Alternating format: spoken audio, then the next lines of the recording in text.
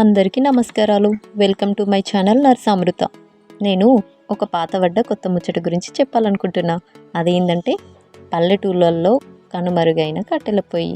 నా చిన్నప్పుడు మా బాపమ్మ మా అమ్మమ్మ వాళ్ళతోటి గుట్టకు పోయి మంచిగా తీరొక్క కట్టె ఏరుకొచ్చి మోపు కట్టుకొని నెత్తి మీద ఎత్తుకొని వంట చేసుకుని తింటే ఆ కిక్కే వేరప్ప. ఏం పిల్లగా ఏం నడుతుంది? కట్టెల పొయ్యా?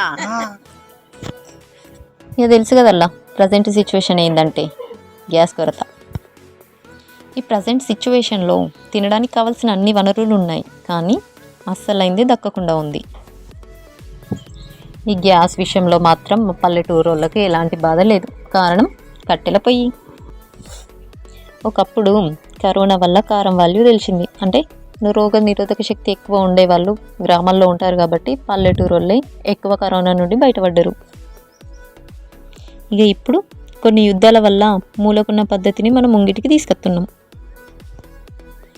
ఇక దీన్ని బట్టి అర్థమయ్యేది ఏంటంటే మనం చూసే చూపు ఆకాశం వైపు ఉన్నా కూడా మన కాళ్ళు ఎప్పుడు భూమినే ఉండాలి కూడా. ఇక ఇవన్నీ తిరిగి తిరిగి తిరిగి మనకు చూపెట్టేది ఏంటి అంటే మన మూలాలను ఎప్పటికీ మనం మరవద్దు. మా నాన్న కట్టెల పొయ్యికి తగ్గట్టు వెదురు బొంగుతోటి కట్టెల గొట్టం తయారు చేసిండు. భలే ఉంది కదల్లా. ఇక మా అమ్మ ఏమైనా తక్కువనా?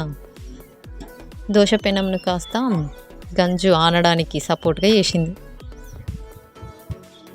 మరి పిల్లనేటి తీసుకుపోతున్నావు? కట్టెలకా? పిల్లలేంది మనసును పట్టదా?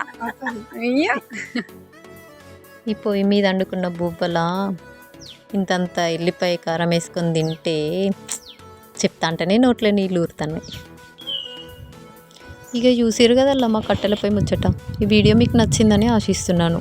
నచ్చితే లైక్ చేయండి, షేర్ చేయండి, సబ్స్క్రైబ్ చేయండి. వీలైతే గంట కూడా కొట్టండి. కామెంట్ చేయడం మాత్రం మర్చిపోకండి. Thank you.